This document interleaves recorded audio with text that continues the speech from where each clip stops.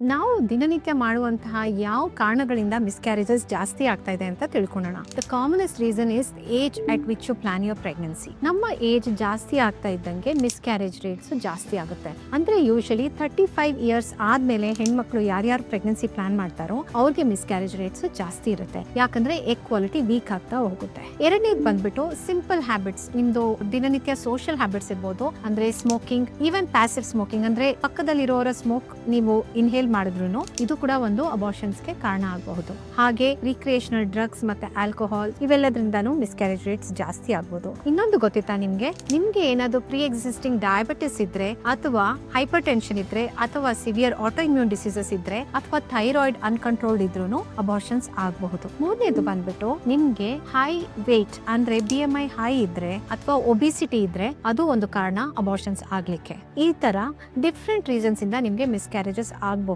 ಇದನ್ನೆಲ್ಲ ನೀವು ಮೊದಲೇನೆ ಕಂಟ್ರೋಲ್ ಮಾಡಿಕೊಂಡು ಮಿಸ್ಕ್ಯಾರೇಜ್ ರೇಟ್ಸ್ ನ ಆಟೋಮ್ಯಾಟಿಕ್ ಆಗಿ ಕಮ್ಮಿ ಮಾಡ್ಕೋಬಹುದು. ಸೊ ಈ ಕಾರಣಕ್ಕಾಗಿ ನೀವು ಪ್ರೆಗ್ನೆನ್ಸಿ ಪ್ಲಾನ್ ಮಾಡ್ಕೊಳಕ್ಕೂ ಮುಂಚೆ ಯಾವಾಗ್ಲೂ ನಿಮ್ಮ ಗೈನಕಾಲಜಿಸ್ಟ್ ನ ವಿಸಿಟ್ ಮಾಡಿ ನಿಮ್ ಹೆಲ್ತ್ ನ ಆಪ್ಟಿಮಮ್ ಕಂಡೀಷನ್ ಅಲ್ಲಿ ಇಟ್ಕೊಳೋದ್ರಿಂದ ನಿಮ್ಮ ಪ್ರೆಗ್ನೆನ್ಸಿ ಜರ್ನಿ ತುಂಬಾ ಸ್ಮೂತ್ ಆಗುತ್ತೆ. ಸೊ ಯಾರ್ಯಾರು ಪ್ರೆಗ್ನೆನ್ಸಿ ಪ್ಲಾನ್ ಮಾಡ್ತಾ ಇದಾರೋ ಅವರೆಲ್ಲರ ಜೊತೆನೂ ಈ ವಿಡಿಯೋನ ಶೇರ್ ಮಾಡಿ.